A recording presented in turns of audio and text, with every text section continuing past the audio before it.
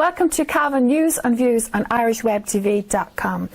With me this evening in the studio is Vanda Brady, and Vanda is the founder member of the Filipino Association of Cavan, and she's going to tell me about Mind the Brexit Gap. Vanda, you're very welcome this evening. Thank you for coming into the studio. Thanks for having me. You're welcome. Now, with a name like Brady, you've got some explanation to do. That is not a Filipino name. No, it's There's a bit of Irish in there. Actually, there's a bit of Cavan in there. Yeah, I'm married to a Brady man from Cavan. We met in London a few years ago, and we've settled here in Mulahorn in Cavan. So we've been here for 5 years now. And you've 2 children? I have 2 children, a 5-year-old and a 7-year-old. So it's safe to say, Vanda, that seeing you're a founder member of the Cavan, of the Filipino Association of Cavan, that you have integrated well into society. And I know from my own experience that the Filipino community is a big part of Cavan, is a big part of the population of Cavan. A lot of Filipinos, I know from first-hand experience, work in the healthcare service, Yes. Nurses and carers. Yeah. And they're also in the they are the hospital. front line in the Yes. hospital. Very, very big part of the Filipino work in that kind of thing. And they're very well recognised for that and very well thought of, should I say. But tell me exactly what does, or why did you find the Filipino Association of Cavan? I formed the Filipino Association of Cavan because I wanted to have a group that is interested to promote integration and be reaching out to other cultures as well. So that is the main goal. As well as the Irish culture. Yes, You're yes. reaching out. Reaching out to the Irish community. And is that where the 4 C's come in? Yes. The Cavan cross-cultural community as well. Yes. Explain about that, Vanda. The Filipino Association of Cavan is part of the 4C, or the Cavan Cross-Cultural Community, which was launched last November. And the main objective of the organization is to foster mutual understanding and respect to other cultures, and obviously try to promote and respect their rights as migrants and marginalized communities as well in Ireland. So that's the main goal of the 4C. And that's why we decided to be part of it, because our group is very much interested in integrating and becoming part of the Irish community, letting the community know what Filipinos are, what our country is about, and at the same time, we also want to learn more about you. Yeah, and indeed you have had, and we in Cavan TV have been to a good few of your events. You've had your Taste of Cavan. You've been at that, and you've had some things in Bridge Street, Cavan. Yes, been to we had a Taste Filipino feast, Yeah. and then we also had the multicultural cookery book, which was held also a month ago at Cavan Crystal as well. So ye very well ye are trying to integrate into Irish society and with the other multicultural societies, and also to give a taste of your culture, and also to learn from the Irish culture. To get back to the idea of that, why do you feel you have to blend in with our culture? Do you not want to mind, since you're a minority? Yes. Do you not want to mind, protect and hold on to your own culture here in this country? I think it's both ways. You have to be able, coming from a different country and then settling here for good. I think it's important for both the Irish and the Filipino community and migrant communities to make an effort to find out why more about the country you're living in. It's also a way for you to discover yourself, actually, when you move out of the country, when people start asking you, tell us more about your country, and you sort of really try to make an effort to find out more about why you're different, about the history. And at the same time, I think it's just showing respect as well, about educating yourself and knowing more about the country now that's looking after you. So how do you find bringing up, you have 2 young children, 5 and 7, I think you said their ages are, and they're going to school in Ireland. Obviously they'll have both Irish and Filipino culture. How do you find all that rests on their little shoulders? It's fine. Coming from London, because I lived in London for 10 years, it wasn't so hard. When you live in London, it's more diverse when you're in the city, and then moving here, especially in the rural area, in my parish, Mulahorn, I'm the only Filipina there. Of course, you're bang smack in the middle of the country out yes, in Mulahorn. exactly. But when I told my husband, don't worry about me, because he said, are you sure you want to move to Mulahorn? I said, just bring me to a hospital or bring me to a Catholic church and I'll find Filipinos there. And true enough, he said, you know more Filipinos than me. I didn't know there are so many. Yeah. And with my children, I just made it a point to make them, aware about the different nationalities. When they moved to Mulahorn, they went home and said, "Ooh, everyone has blue eyes there, and everyone says you're gorgeous because you have brown eyes." Compared to being in London, like a lot of them have, are similar looking or have brown eyes. And then they just got a bit, like everyone was just looking at them because they have brown eyes. But it's good, like it's a nice thing to be exposed and reminding But them all the they're time. getting on well in school. They're and- getting on well, yes, there's no problem at all. Yeah. Okay, so let's get to mind the Brexit gap. You have put a lot of work into this, Vanda. The idea of this is, obviously, we have Brexit coming up, and do any of us know, do any politicians, does any country, and as you said before we were speaking earlier, there are 3 countries involved here. You've got Northern Ireland, Great Britain and Ireland are involved in this, Yes. and politics is going through the storms at the moment. We don't know what's going on. But you have the idea, and this is the only one in the border area, mind the Brexit gap. You've got these speakers together on this day, and it's the 1st of June in the Cavan Crystal Hotel, and you're going to speak about it from a perspective of different communities. Yes. The idea was I wanted to have a forum about Brexit, at the same time celebrate the different cultures and marginalized communities in the border area, as it is a very relevant topic these days. And to be fair, one you don't hear discussed in the mainstream media at all. Yeah, to be it is- fair. And it's very unclear, as you said, what it is yet, and it causes a lot of, it's very unsettling, not only for the migrant or marginalized communities, for everyone in the whole world. But this forum is just to give a sense of to get a sense of understanding, at least, of what the support networks are available, and really just finding out whether or not it will or will not affect us, or what may be the effects. Yeah, so you have a big forum on the day. It's going to be a question and answers forum. You've got many speakers. You've got speakers from Northern Ireland as well. Maybe, Vanda, if you want to tell us the layout of the day, of exactly what is happening at the day. I think it's starting at 2 o'clock, and we're going to say that again, and everybody is invited. It's for all our communities, but it started up by Vanda. It's at 2 o'clock in Cavan Crystal Hotel, and goes on till 6:30. It's a forum. You've got guest speakers, and you will have audience participation as well. Yes. So it starts at 2 o'clock, and we have, since it is organized by the Filipino Association of Cavan, and at the same time we are celebrating the 121st Philippine Independence Day, we have invited the Philippine Honorary Consul, the newly appointed Filipino Honorary Consul to Ireland, Raymond Garrett. He's going to be opening the event. And we also have the Philippine Labor Attaché from the Philippine Embassy in the UK. That's for the part of celebrating the Philippine Independence Day.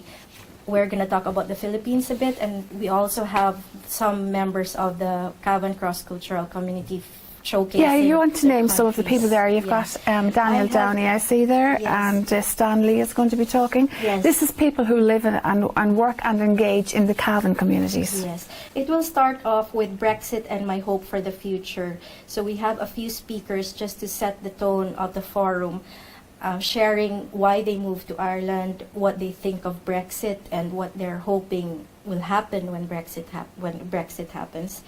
So we have people from different backgrounds, different religions.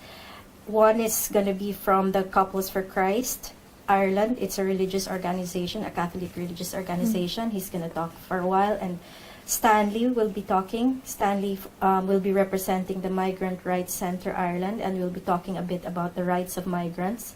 And we also have different nationalities. We have Agnieszka from the Cavan Polish School. She's the principal. We have Valentina from the Shilin Mushrooms in Kilnanec. She's going to talk about her job and whether it's going to be affected after Brexit. Yeah, exactly. And we also have the Irish traveler Thomas Mohan. He's going to talk as well about how, about travelers in Cavan, and again, they'll be they're travelers, and whether it will affect them or not, and what his concerns are. And we have a Sudanese migrant as well, May Mohammed Al Hassan. She's also going to tell her views of Brexit. And we have a global citizen and entrepreneur from Northern Ireland. And she's going to talk about what she's quite, she knows a lot about Brexit, more or less, like she follows everything, so she's also going to share her views. So obviously there's some anxiety on the side of migrants as to what will happen down the line, and Yes. I mean, nobody can actually tell you exactly what's going to happen, but it's good to talk about it. Yeah, I think it's important to... It's good to give out any information that is there. Let's spread it. That's really what you're trying to do, isn't it? Because yes, Brexit is generally the UK leaving Europe, and that's a departure, a separation. It causes that sense, that unsettling feeling on everyone. It's so... We don't know how we're going to cross the border. Yes, Can we cross the border? Am I an Irish citizen? Am I a UK citizen? Am I a Filipino citizen? Yes, all these questions. Yeah. You need answers. Yeah. We're hoping the speakers we invited, following that, the talks from the people from different backgrounds, that's when the speakers come in. Then we will have a panel discussion with high-profile speakers from their former representatives from the United Nations. We have Anastasia Crickley. She was an elected member and chairperson of the UN Treaty Body on Racism. And then we have Sinead Dooley. She's the deputy CEO of Irish Rural Link. So she'll talk about the jobs probably that will be affected, if they are going to be affected. And then we have Brona Hines from Northern Ireland. She's a UN expert on women's engagement in peace processes, and she was a previous participant of the Good Friday Agreement. So she has a lot of knowledge. Can I ask you something? As you know, just recently, we're just over local elections. Local councillors have been elected, and also the European election. Now, during the course of all the debates and everything on television, they do not debate. You never hear ethnic minorities discussed, or their welfares, or their plans, or their fears, or their integration need. How do you feel? Do you feel blocked out or left out by Irish politicians in the main? You see, I feel that not much is being discussed about immigration, and I think there's obviously a reason for that, probably because immigration, although the Irish have emigrated before. We have more people living abroad than we have in our own country from migration, from immigration. Yeah. Immigration, as what I've watched, there was a report in RTE a few weeks ago on immigration, and unlike other countries, Ireland, it's not a big political issue yet. No, it's not. Do you feel politicians are doing enough to integrate you, are looking out for you, or are they just letting you fight your own battles? For now, I think there are efforts done little by little. Like in Cavan, for example, there's effort. There's a lot of effort. Have you ever had need to contact a politician in Cavan? Personally, no, I haven't had the need to do that. But I do know that there are politicians who have helped. Would you have faith in them? I think I would have faith. I've heard of the help that they've given to a lot of the migrants. But I think there is a need for the Irish community and the Irish government, as what the report said there in RTE. There's a need to start really talking about it and not be complacent and just worry about. From whose point of view? You mean from your point of view to start talking about, or the Irish government's point? The Irish government should, I think, start talking about immigration, and mainly just start off. But that leads me. I'm hearing things coming in there. That leads me to another thing. That leads me to to racism and things like that. I mean, watching debates and listening to and watching social media, like that's a big dirty word. That's a scary word, and it's a word that can be fired at people very easily as well. Are you affected by that? Do you feel that? Do you see that anywhere? Is it there? Are we racist people? We are, as what George. I'm talking Irish. I'm talking Irish now. Yes. We do live in a divisive world. I did not experience anything personally. I haven't been prejudiced or anything, but not personally. Not that's personally, good. but it does exist. Yes, you've heard about yes, it. Yeah, I've heard that it is. You must realise, Vanda, that until 10, 15 years ago, we lived. We were like just Irish people. You know, really cultures, Irish people, and all of a sudden we've got these different, like it's hard on us as well, like we're going like different people, coloured people that we've never seen up close before, only in holidays. We've had to get used to that. We've had to get used to working, going into shops, your local shop, and you see somebody from a country that's the other side of the earth. Like that's as traumatising for us as it is for those people to come working here. How do you feel the integration is? I mean, we've had to get used to that as much as he had to get used to coming over here and living in the midst of us. How do you think, from your perspective, that we are dealing with it? I think there is a need for the Irish community to reach out. They have admitted themselves, like I have been very much involved with community work and integration projects. I'm taking a community development course right now, and we have Irish participants in the course, and we've heard their views, and they feel as well that the Irish community is not making an effort, especially in the rural area. And understandably, because I think it's not perhaps that they don't want to make an effort. They just think that they're happy-go-lucky, happy the way they are, and just leave things the way they are. Exactly. It's kind of more of not an ignorance, but more of a just leave things the way they are kind of a thing. You just don't bother me with it, like, you know, that kind of a way. That's fine. But it will be a part of life when communities and different ethnics start to mix, when our children start to mix in the communities, then there will be integration, and then we will have to address it and work on it and reach out. Yes, I think it should be done as early as now. I think nothing much is felt yet now that the economy is going well, but when recession happens again, and then jobs, there'll be a competition for jobs. The skills should be, you know, the skills are needed from abroad, and then there will be this issue about why are not the Irish workers taken first? Why are you taking in people abroad? That will be a big issue later on. But it is important to start really, I think, learning about other communities. It's changing really fast. Very fast. It's changing. I think even we are astonished at how fast it's changing. Another question I want to ask you as well, how do you feel schools are coping with that as well, with integration and coping themselves with different religious, different cultures in schools? There are efforts in the country, like Educate Together. That's ongoing. It is in progress. It needs to be pushed more. Like in Cavan, I'm happy to say we've been invited by schools, St. Pat's, and we're being invited in another school in Belturbet to do talks. And and they have this classes now about integration and respecting other cultures. So there are efforts there. Even in our local crash, I was invited to talk about the Philippines as well in Gia's class. So it's nice that there is an effort being done. Okay, so get back to mind the Brexit gap. We want to reiterate, folks, it's next Saturday, June the 1st in Cavan Crystal Hotel. Everybody is invited. It's a forum. Listen to the speakers, and there's a question and answer time. It's, again, mind the Brexit gap. It's about the hopes and the aspirations and the fears as well of the communities living within Cavan. Yes, it is hoped. We will have speakers. We have high-profile representatives from the Philippine Embassy as well. We have former representatives in the former officials of the United Nations are coming as well. We have an advocate of transgender and intersex individuals from Northern Ireland who's coming, and a Chinese migrant lecturer from Dundalk Institute of Technology. and we have a Longford local representative who is an advocate of social inclusion.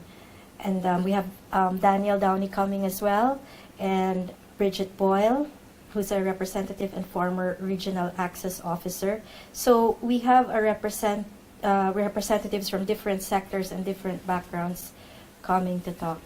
And it's at the Trinity Suite of Cavan Crystal Hotel this Saturday from 2 to half 6. Okay, well done, Vanda. Thank you very much for coming in and telling us all about that this evening. Most interesting, and may I say, you've put a lot of work into that. The quality, your speakers will be very interesting, and they're very interesting for the people who are going to come along on the day. Well done for all the work you do in the Cavan Filipino Association as well. Great work.